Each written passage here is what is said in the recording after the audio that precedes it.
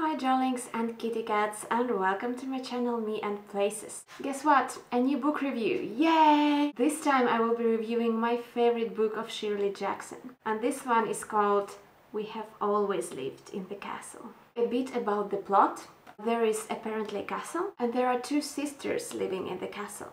The smallest one is the one who will actually tell you the story. They also live with their uncle, who is in a wheelchair, and they take good care of him. Soon we learn that their parents actually died, they were poisoned, and the bigger sister was accused for the crime, because she is usually the one who cooks in the family, and they were poisoned through the food. And because of this event, this family is now an outcast. The whole village really dislikes them. So they are living very preserved, they don't go much in public, they don't have any friends outside their own family. There is some few people visiting them once in a while, but they don't have this kind of close bond to them either. Just going outside to the city to get the groceries is a big deal and a scary event for them.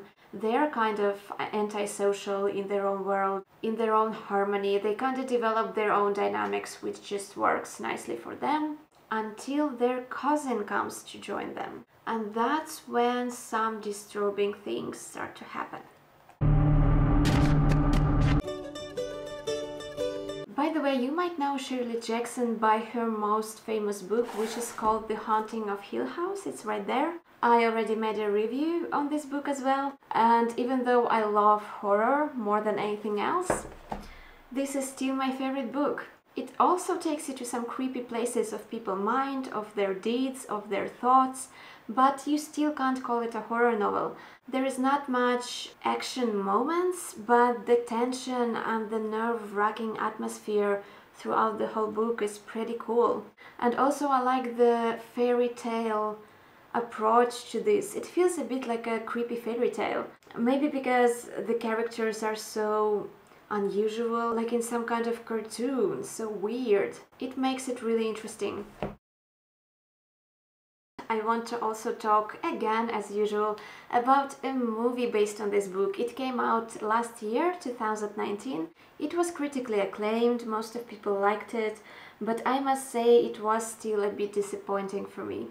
See, it follows the storyline pretty literally. The atmosphere is mostly delivered in a cinematic way, with the lightning, with the colors, and it really works. I also love the cast. They fit characters perfectly. They look almost same as I imagined them while reading the book, but there is two minuses in my opinion, and they are huge ones. First of all, I was really scared that the writer wouldn't be able to keep you so intense while nothing by fact bad is actually happening. And I was right, they couldn't. They added some action, some aggressive behavior scenes, and actually those are the only exciting moments in the movie. So it's kind of unfortunate they had to bring up these, primitive aggressive scenes to give you this excitement. While in the book, nothing so exciting is happening in the most part of the book, and still you feel this tension, and that's a true writing skill. Second thing is that the main character, Mary Cat, who tells you the story in the book, is portrayed in a more normal way in a movie. For example, when this cousin comes to the house, he breaks this comforting everyday life they have, and that's what brings uncomfort to her, and that's what she is angry about. But in movie they make him a really negative character, and her anger kind of makes sense. While in the book, he doesn't do anything bad by fact. I mean, he's not a lovable character, he's very primitive, he thinks more of a money than of a people, and he's kind of surprised that this castle has all these riches inside it, and people living there doesn't seem to care about that. So you kind of figure out he's there to use their naivety and maybe their weirdness to his advantage, and maybe take some of their riches in the end. But still, by fact, he's not aggressive towards them in the way he is in a movie.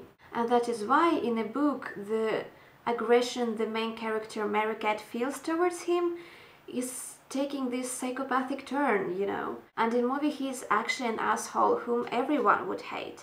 So it's kind of a different Two things to notice about the book. First is agoraphobia. You know, when you are scared of environment that takes you out of comfort. It can be social places, it can be like open up space. The characters in the book kind of have that because they're living in their closed world and that's where they feel comfortable, and they're very scared of interactions or this idyllic way of life being ruined. And that's what brings up the drama inside the book.